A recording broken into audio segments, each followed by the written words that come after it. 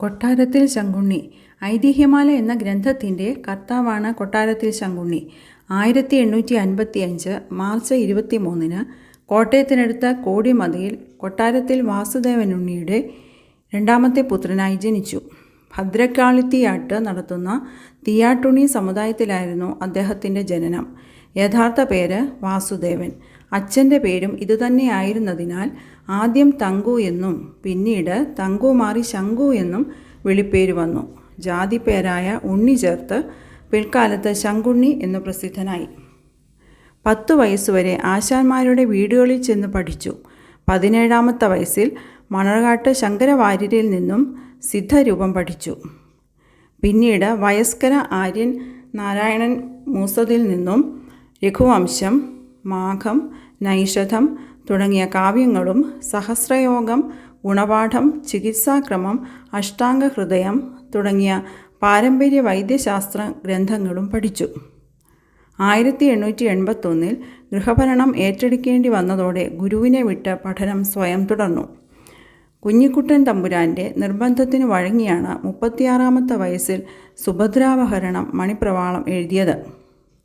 പിന്നീട് കേശവദാസചരിതം രചിച്ചതും തമ്പുരാൻ്റെ നിർബന്ധത്തിലായിരുന്നു. 1881 മുതൽ 12 വർഷത്തോളം ശങ്കുണ്ണി വിദേശീയരായ ബ്രിട്ടീഷ് ഉദ്യോഗസ്ഥരെയും മറ്റും മലയാളം പഠിപ്പിക്കുവാൻ തുടങ്ങി. 1893 മാർ ദിവ്യന്യാസോസ് സെമിനാരി ഹൈസ്കൂളിലെ ആദ്യ മലയാളം മുൻഷിയായി ജോലിയിൽ പ്രവേശിക്കുന്നതുവരെ ഇതായിരുന്നു അദ്ദേഹത്തിൻ്റെ പ്രധാന വരുമാന മാർഗം. അതിനിടെ അദ്ദേഹം തൻ്റെ വിവിധങ്ങളായ സാഹിതീ സഭയ്ക്ക് തുടക്കം കുറിച്ചു. കൊടുങ്ങല്ലൂർ കുഞ്ഞിക്കുട്ടൻ തമ്പുരാൻ, കവി കേരളവർമ്മ, വലിയ കോയി തമ്പുരാൻ തുടങ്ങിയ പ്രമുഖരുമായി അക്കാലത്ത് ഏറെ ഇടപഴകി. ആയിടെ കണ്ടത്തിൽ വർഗീസ് മാപ്പിള കോട്ടയത്ത് തുടങ്ങിവെച്ച മലയാള മനോരമയിലും ഭാഷാപോഷിണി സഭയിലും സഹകരിച്ചു. 1898 മുതൽ ഐതിഹ്യമാലയുടെ രചന തുടങ്ങി.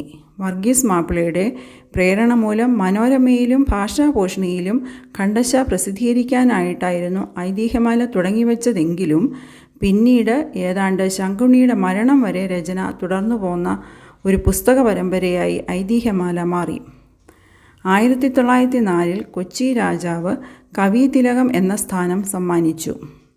അദ്ദേഹത്തിൻ്റെ കൃതികളിൽ ചിലത്: സുഭദ്രാപഹരണം, രാജാ കേശവദാസചരിത്രം, കേരളവർമ്മ ശതകം, ലക്ഷ്മീബായി ശതകം, ആസന്ന മരണചിന്താശതകം, മാടമഹീശ ശതകം, യാത്രാചരിതം, അത്തച്ചമയ സപ്തതി, മുറജപചരിതം, കബോധ സന്ദേശം, മാലതീമാധവം, വിക്രമോർവശീയം, കുചേലഗോപാലം, സീമന്തിനി ചരിതം, പാഞ്ചാലധനഞ്ജയം, ഗംഗാവതരണം, ദേവീവിലാസം, ജാനകീപരിണയം, ശ്രീരാമാവതാരം, സീതാവിവാഹം, ഭൂസുരഗോഗ്രഹണം, കല്യാണ മഹോത്സവം, സീതാസ്വയംവരം, നൈഷധം, വിക്രമോർവശീയ നാടക കഥാസംഗ്രഹം, വിശ്വാമിത്ര ചരിത്രം, അർജുനൻ, ശ്രീകൃഷ്ണൻ, ഐതിഹ്യമാല.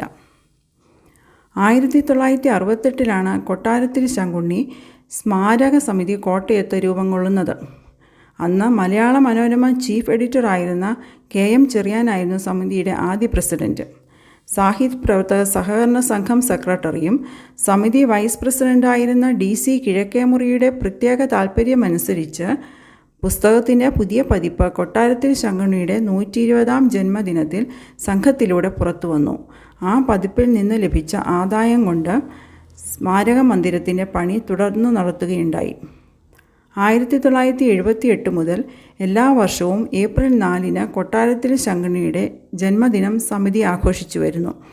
1937 ജൂലൈ 22 82ാം വയസ്സിൽ കോടിമതയിലെ വീട്ടിൽ വെച്ച് അന്തരിച്ചു.